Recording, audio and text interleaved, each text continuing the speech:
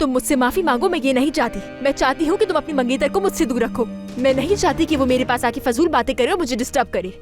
अली, मैं तुम्हारी शादी की तैयारियों में हिस्सा नहीं लेना चाहती हूँ, और उसका ये जाहिर करना जैसे वो मेरी फैमिली का एक इम्पोर्टेंट हिस्सा है, ये हरकत उसकी मुझे बेतहाशा गुस्सा दिलाती है। अली, अच्छा ऐसा है क्या? तुम ही तो उसे अपने घर वालों से मिलवाने के लिए मर रही थी ना? अब ये सब कुछ तुम्हारी ख्वाहिश के मुताबिक ही तो हो रहा है।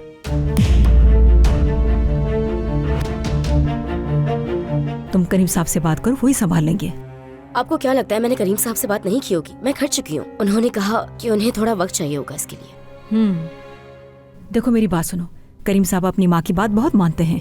तुमने खुद देखा होगा, अब ये थोड़ी दिन पहले वो सादिया साहिबा और सुल्ताना साहिबा की कितनी बुरी लड़ाई हुई थी। सादिया साहिबा ने उनको घर से निकाल दिया था, मगर करीम साहब जाकर उनको वापस ले आए, एक न सुनी बीवी की। आओ बैठो। अंकल, मैं जानता हूँ बिना बताया आया हूँ, मगर कैसी बातें कर रहे हो? पहले भी कह चुका हूं तुम्हारा अपना घर है, जब चाहे आ सकते हो। आज मैं ऑफिस में कुछ देर तक रुका हुआ था। मैं चाह रहा था कि सारा काम खत्म करके निकलूं वहां से। सोना से बात हुई थी मेरी, कह रही थी कि वो हमारी कंपनी में काम करेगी। सही सुना। मतलब मैंने तुमसे कहा था ना कि अगर उसने मुझसे नौकरी के लिए कहा तो मैं मना नहीं कर सकूंगा, ठीक है? और ये बात तुम्हें तय करनी थी कि सोना ने हमारे ऑफिस में काम करना है या नहीं। तुम्हारी शादी होने वाली है, बहुत जल्द तुम दोनों मियां बीवी बन जाओगे। सोना के यहाँ काम करने पे तुम्हें इतनी परेशानी क्यों हो रही है? मुझे नहीं मालूम अंकल, सच कहूं तो जिस तरह सब कुछ हो रहा है, मेरा इस तरह शादी करने का कोई प्लान नहीं था अंकल। सब कुछ अचानक हो रहा है। जिंदगी में बास चीजें यूं अचानक हो जाती हैं, और बाज औकात तो अचानक वाले मंसूबों में बेहतरी भी होती है। और मुझसे पूछो तो तुमने ये बहुत अच्छा फैसला किया है। तुम खुद महसूस करोगे कि चंद दिनों में तुम्हारी जिंदगी बिल्कुल बदल जाएगी, सब कुछ अच्छा लगने लगेगा। मुझे नहीं मालूम अंकल। वक्त के साथ सब ठीक हो जाएगा, लेकिन आज रात हमारे साथ बैठना ना भूलना, ठीक है? चलो आ जाओ।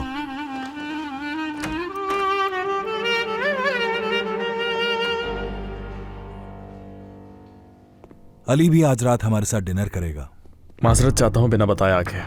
बेटा, तुम तो हमारे खानदान का हिस्सा हो, तुम तो किसी भी वक्त हमारे घर आ सकते हो। आज शाम तुम्हें यहाँ देखकर खुशी हुई अली।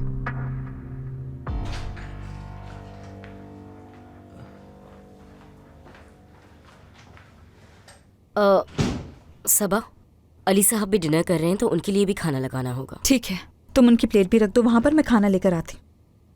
नसरीन, सुल्ताना साहिबा ने कुछ कहा जब उन्होंने देखा तुम्हें? फिक्र मत करें, उन्होंने कुछ नहीं कहा। या हो सकता है अली साहब थे इसीलिए कुछ नहीं कहा उन्होंने। अकेले में बेइज्जत करना अच्छा लगता है उन्हें।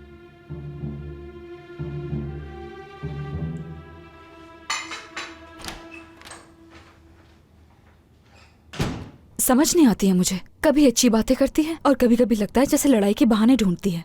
समझ नहीं आता कि ये अच्छी लड़की है या बुरी। सबा, वो अच्छी लड़की है या नहीं, उससे बहस मत किया करो।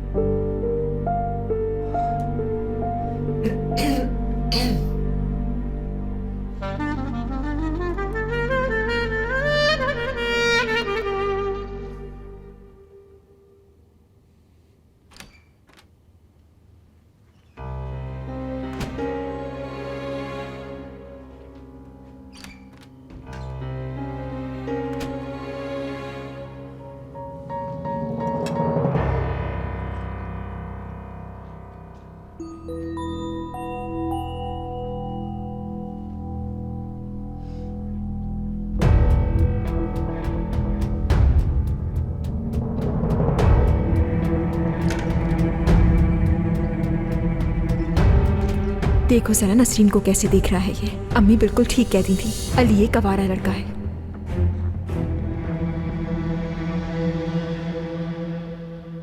काश खाला भी हमारे साथ होती। उन्हें क्यों नहीं बुलाया? वो कभी भी यहाँ आ सकती है, उसे दावत की क्या जरूरत है?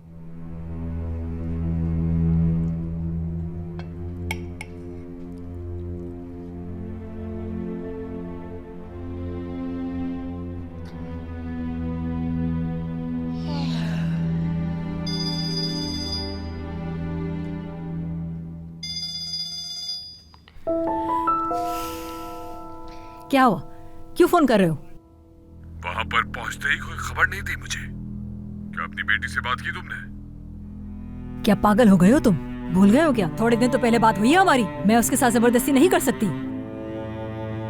ये बताओ, क्या तुम करीम को राजी कर लोगी पैसे देने के लिए? बात सुनो, मैं करीम साहब को कायल नहीं कर सकती। आई समझ? अगर कोई करीम साहब को कायल कर सकता है तो वो सिर्फ नसरीन है, लेकिन वो तुमसे नफरत करती है और ये काम ऐसा नहीं हो सकता। नसरीन को कायल करने के लिए मुझे वक्त चाहिए, इसीलिए मुझे बार बार फोन करने की कोई जरूरत नहीं है तुम्हें। आई समझ में? हमारे दरमियान एक फैसला हुआ था फातिमा, तुम मुझे मेरी चीज ला कर दोगी, इसके बदले मैं जिम को राजी करूंगा।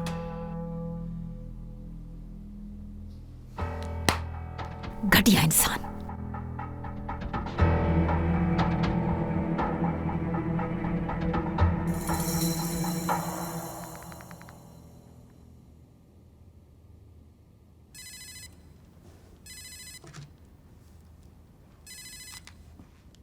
हेलो अमीने।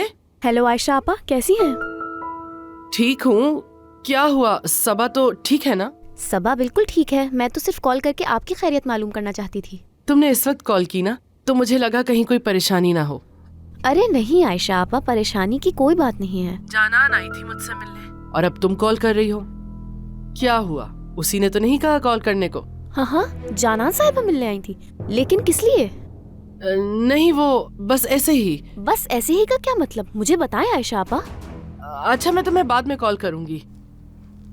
रुके, बंद मत करिए। हेलो, हाँ ये क्या? हर वक्त शक करती रहती है, बस चाहती है कि हर वक्त फोन पे बात करती रहूं। नहीं, इससे आइंदा बहुत ध्यान से बात करनी होगी।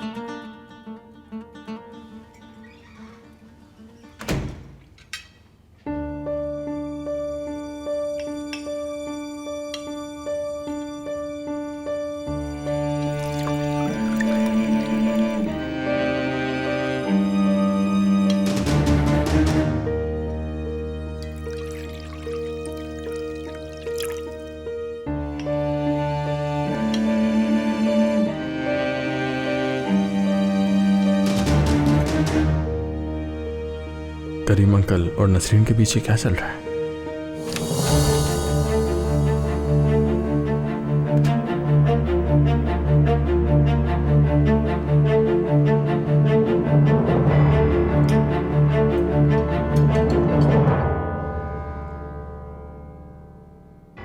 मुझे करीम से अकेले में बात करनी होगी।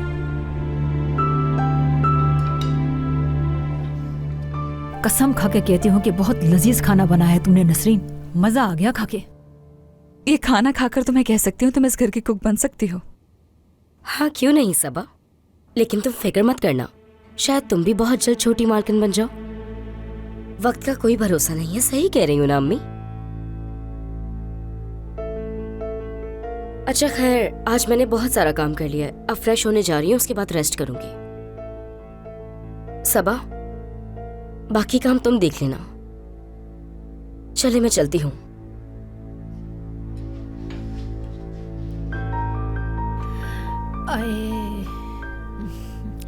लगता है फिर तबीयत खराब हो रही है, जिससे मैं कपकपी सी हो रही है। वैसे भी काम तो खत्म हो ही गया है। मैं जाके कमरे में आराम कर लेती हूँ, शायद तबीयत ठीक हो जाए। आप लोग खाना खाइए।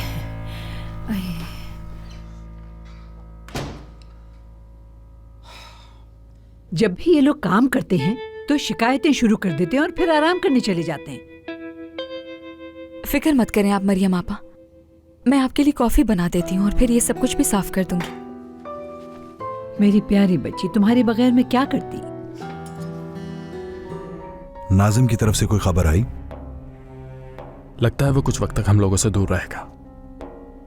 तुम्हें इतना यकीन कैसे है? सुना है गोली लगी है उसे, तो अब वो ऐसा कुछ करने से पहले सोचेगा। वाकई? गोली किसने मारी उसे? नहीं मालूम, ऐसा कोई होगा जिससे नुकसान पहुंचाया होगा उसने।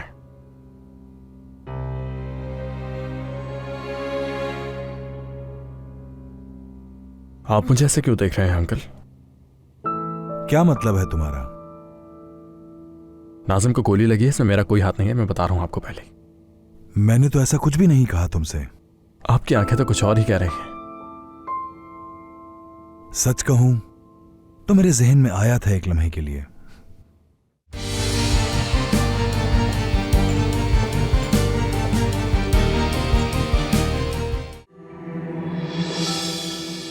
अली का रवैया मुझे कुछ अजीब सा लग रहा है। कहीं नाज़िम के हवाले से कोई बात तो नहीं?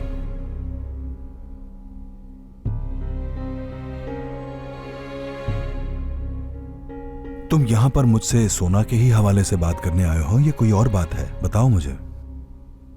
नहीं अंकल, मैं और किस बारे में बात करूंगा आपसे? नाज़िम की तरफ से कोई खबर आई? लगता है वो कुछ वक्त तक हम लोगों से दूर रहेगा। तुम्हें इतना यकीन कैसे है? सुना है गोली लगी है उसे, तो अब वो ऐसा कुछ करने से पहले सोचेगा। वाकई? गोली किसने मारी उसे? नहीं मालूम, ऐसा कोई होगा जिससे नुकसान पहुंचाया होगा उसने।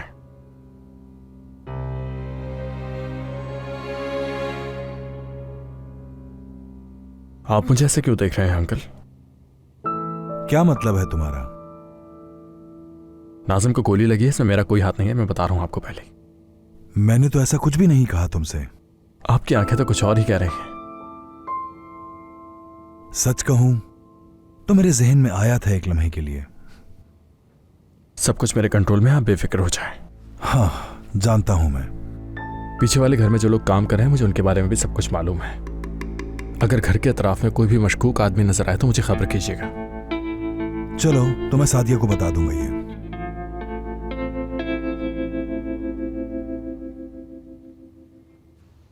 लिविंग रूम में तो कोई भी नहीं है, मतलब करीम स्टडी रूम में होंगे, लेकिन पता नहीं अली जा चुका होगा या नहीं।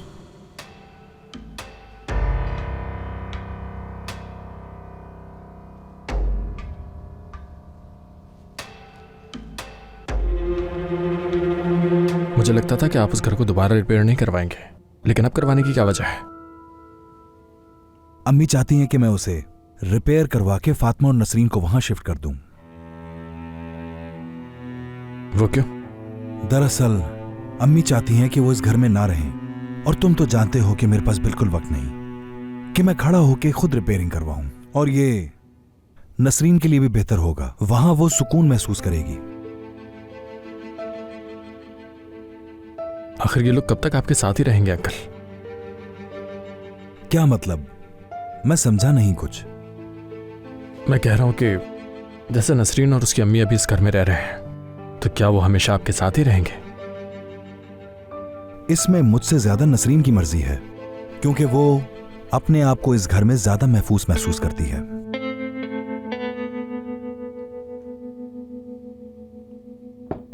आ जाओ।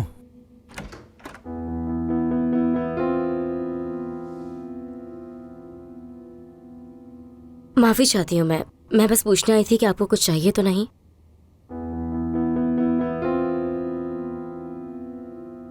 नहीं, मुझे कुछ भी नहीं चाहिए नसरीन, शुक्रिया। मुझे भी किसी चीज की जरूरत नहीं है, शुक्रिया नसरीन। ठीक है, कुछ चाहिए हो तो बता दीजिएगा। चलो ठीक है।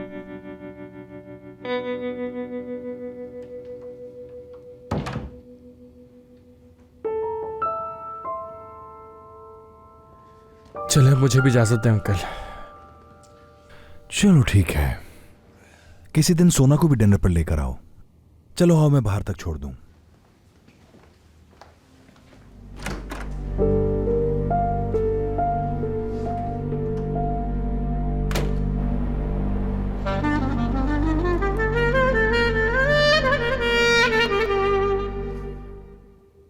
ये लो बेटा, उसे दे दो।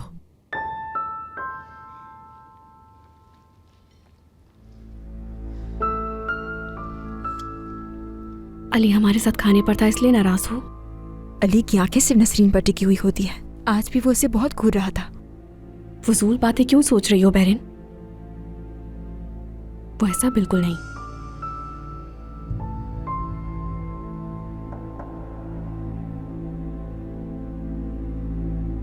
बहरिन, जब नसरीन पहली बार यहाँ आई थी तो अली से काफी बातें किया करती थी, मैंने देखा है उन दोनों को। नसरीन अली से मिलने ऑफिस भी आ जाती है। नहीं, मुझे लगता है कि तुम्हें गलतफहमी हुई है, ऐसा नहीं कर सकता वो। अब ये मेरा मसला बिल्कुल भी नहीं है, सोना खुद देख लेगी। ये तुम दोनों वहां बैठी क्या खुसर पुसर कर रही हो इतनी देर से? कुछ नहीं अम्मी, हम दोस्तों के बारे में बात कर रहे थे।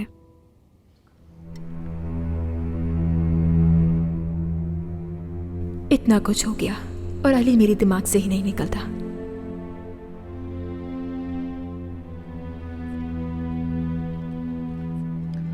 ओह, मुझे तो बहुत ही बोरियत हो रही है। ताजी हवा खाने बाहर जाने हैं मुझे। कितने बोर हो तुम लोग?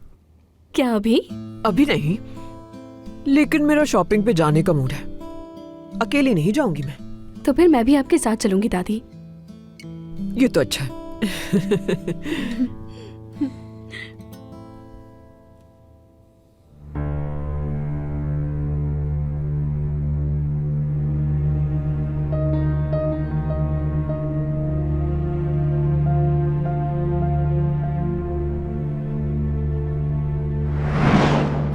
अली ने ये घर आपकी वजह से छोड़ा था।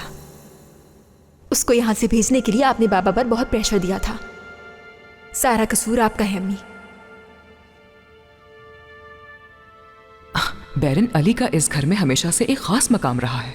ये सच है कि मुझे वो लड़का शुरू से ही पसंद नहीं था, लेकिन वो इस घर से मेरी वजह से नहीं गया है बैरन। वो मुझे नहीं पसंद क्योंकि वो एक आवारा लड़का है।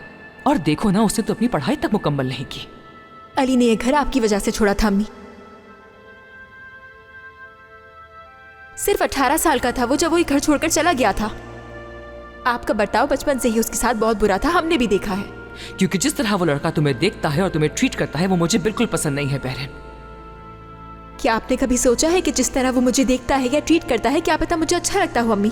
हाँ सोचा है, बिल्कुल सोचा है, तभी तो मैं ये सब रोकने की कोशिश कर रही हूँ। और मैं देख रही हूँ कि मैं गलत बिल्कुल भी नहीं हूँ। अली बहुत चालाक लड़का है और वो कहीं से भी तुम्हारे लायक नहीं है, बिल्कुल भी नहीं। अम्मी मत सोचा करे मेरे बारे में इतना। अगर आप मेरे बारे में ना सोचे तो मैं खुश रहूंगी।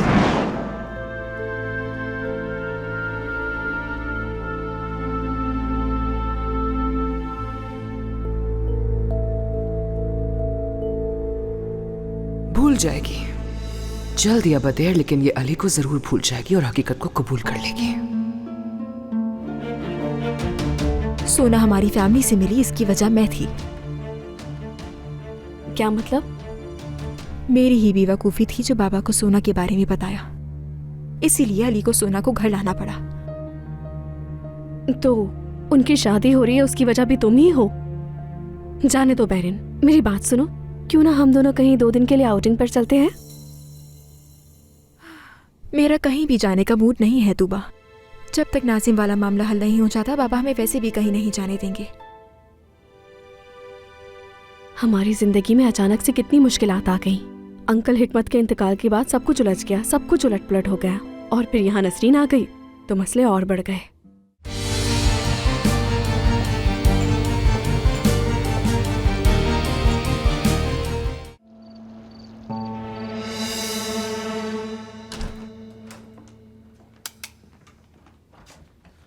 क्या तुम वाकई सोने लगी हो? नहीं, अभी बुक पढ़ूंगी। आजकल इतनी जल्दी नींद नहीं आती है मुझे तूबा। नींद तो मुझे भी नहीं आ रही। क्या थोड़ी देर बात कर ले हम? आ जाओ। मेरे लिए परेशान मत हुआ करो, मुझे कुछ भी नहीं हुआ। एक्चुअली मैं ठीक होने की कोशिश कर रही हूँ।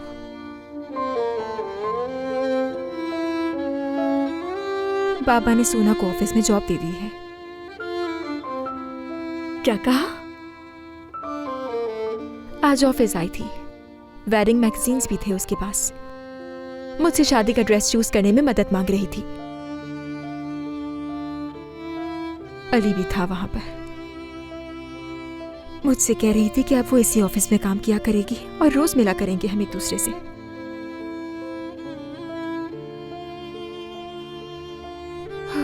मैं खुद से पूछ रही थी कि मैं रोज अली से कैसे मिलूंगी, लेकिन अब मुझे सोना से भी डील करना पड़ेगा। बैरन, कुछ अरसे के लिए तुम मुल्क से बाहर चली जाओ। मैं नहीं चाहती कि सोना की वजह से तुम्हें तकलीफ हो। वो तुम्हें जलाने के लिए जानबूझकर ऐसा कर रही है। मैं कहीं भी नहीं जाऊंगी तूबा। प्लीज एक ही बार बार कहना बंद कर दो। अली से बात कर चुकी हूँ, सोना को दूर रखेगा वो मुझसे। सब कुछ बहुत जल्दी में हुआ। पता ही नहीं चला कि सोना अली की जिंदगी में अचानक कैसे आ गई। ऐसा होगा सोचा नहीं था।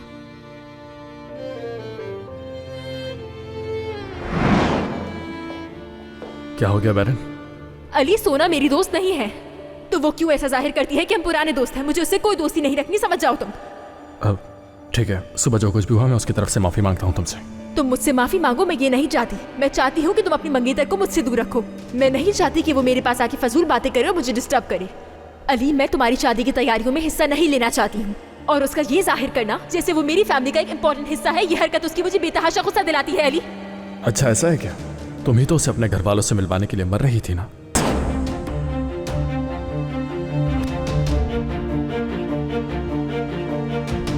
सोना हमारी फैमिली से मिली, इसकी वजह मैं थी। क्या मतलब? मेरी ही बेवकूफ़ी थी जो बाबा को सोना के बारे में बताया, इसीलिए अली को सोना को घर लाना पड़ा। तो उनकी शादी हो रही है, उसकी वजह भी तुम ही हो। जाने दो बैरिन, मेरी बात सुनो, क्यों ना हम दोनों कहीं 2 दिन के लिए आउटिंग पर चलते हैं? मेरा कहीं भी जाने का मूड नहीं है तूबा। जब तक नाजिम वाला मामला हल नहीं हो जाता, बाबा हमें वैसे भी कहीं नहीं जाने देंगे। हमारी जिंदगी में अचानक से कितनी मुश्किलात आ गई। अंकल हिकमत के इंतकाल के बाद सब कुछ उलझ गया, सब कुछ उलट पुलट हो गया, और फिर यहाँ नसरीन आ गई तो मसले और बढ़ गए। इन सब हालात का जिम्मेदार तुम नसरीन को समझती हो, है ना? तुमने इतने अरसे से नसरीन के बारे में कोई बात नहीं करी। मैं सोच ही रही थी कि तुम कब बात करोगी। माना कि आजकल मैं उसके बारे में बात नहीं करती, मगर इसका मतलब ये नहीं है कि मेरी राय बदल गई। इसमें तो कोई शक नहीं। ठीक है, तुम जाओ तूबा, अब मैं जरा किताब पढ़ लूं अपनी। ठीक है, अगर नींद ना आए तो मेरे कमरे में आ जाना। खुदा का शुक्र है कि तुम जैसी बहन है मेरे पास। मेरी प्यारी बहन।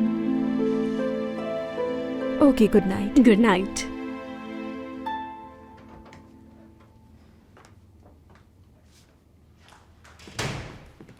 करीम साहब, क्या हुआ नसरीन? कैसे हैं? मैं बिल्कुल ठीक हूँ। क्या बात है? क्या मुझे कल की छुट्टी मिल सकती है? किस लिए? मुझे कुछ जरूरी काम है। जिम को राजी करना होगा घर बेचने के लिए। तुम अपना घर क्यों बेच रही हो नसरीन? तुम्हें तो पैसों की भी जरूरत नहीं, और रहने के लिए तुम्हें यहाँ एक अच्छी जगह मिली हुई है। क्या हम थोड़ी देर के लिए स्टडी रूम में बात कर सकते हैं?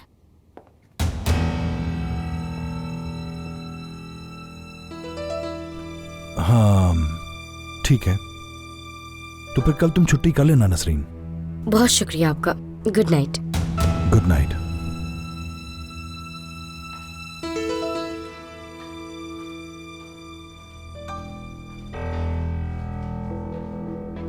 अली चला गया? जी अम्मी, चला गया।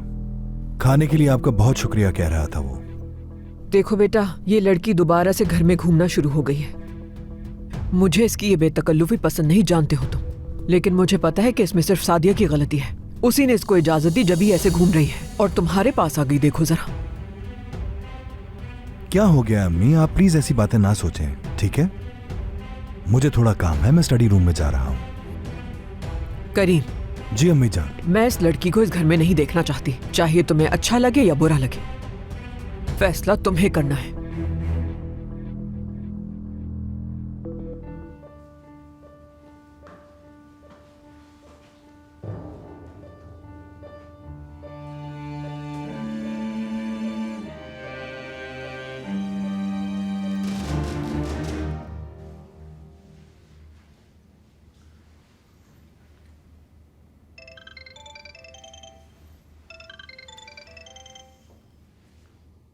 हेलो मरियम आपा, क्या इस वक्त बात हो सकती है?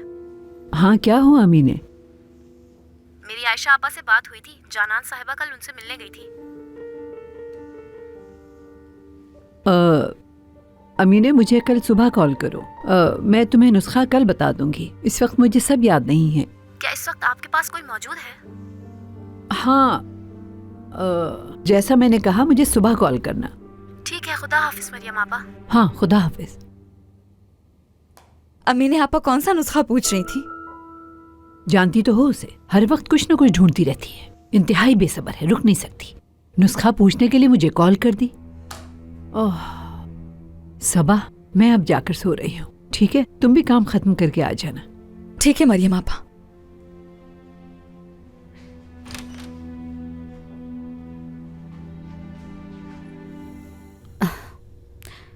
डॉक्टर ने कहा कि ऐसी बातें कभी कभार हो जाती हैं। वैसे भी जब तुम ही यहाँ नहीं थे तो मैं अकेले आकर क्या करती अली? मैं करीम अंकल के घर खाने पर रुक गया था। काश तुम कॉल कर देती तो मैं जल्दी आ जाता। मुझे मालूम नहीं था कि तुम कहाँ पर हो, इसीलिए तुम्हें फोन करके तंग करना मुनासिब नहीं समझा। तुम ठीक हो ना? कोई प्रॉब्लम तो नहीं है ना अली? सब ठीक है ना? हाँ सब ठीक है।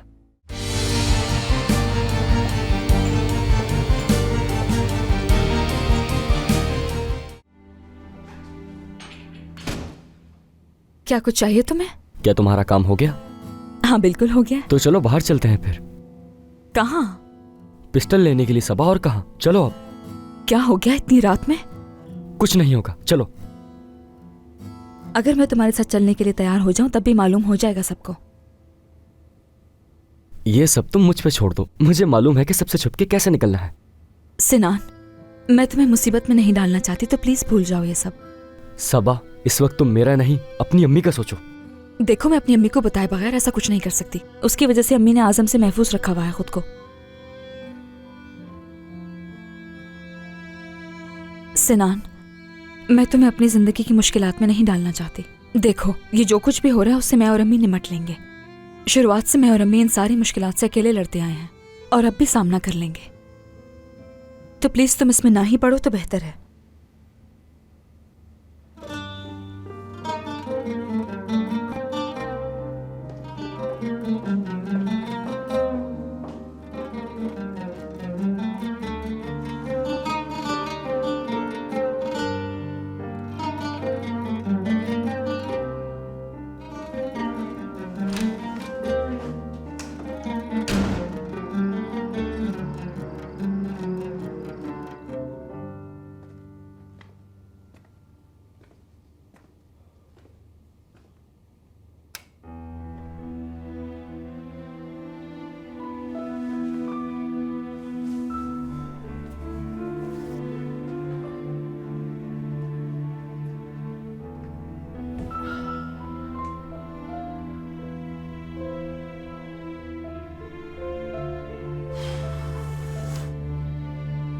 क्या हो गया है? क्यों? करीम अंकल ऐसा करने के बारे में सोच भी नहीं सकते। वो उस वक्त वैसे ही देख रहे होंगे उसे।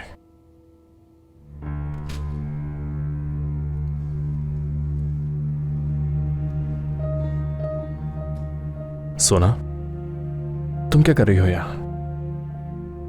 मैं अकेली घर पे रह नहीं सकी। मुझे बुरा महसूस हो रहा था। डॉक्टर ने कहा कि ऐसी बातें कभी कभार हो जाती हैं। वैसे भी जब तुम ही यहाँ नहीं थे तो मैं अकेले आकर क्या करती अली? मैं करीम अंकल के घर खाने पर रुक गया था। काश तुम कॉल कर देती तो मैं जल्दी आ जाता। मुझे मालूम नहीं था कि तुम कहाँ पर हो, इसीलिए तुम्हें फोन करके तंग करना मुनासिब नहीं समझा। तुम ठीक हो ना? कोई प्रॉब्लम तो नहीं है ना अली? सब ठीक है ना? हाँ सब ठीक है। चलो तुम रूम में जाओ, अपने आराम करो, बहुत रात हो गई है। तुम्हारा साथ ही मुझे तहफ्फुज़ का एहसास दिलाता है। शब बखैर। Good night.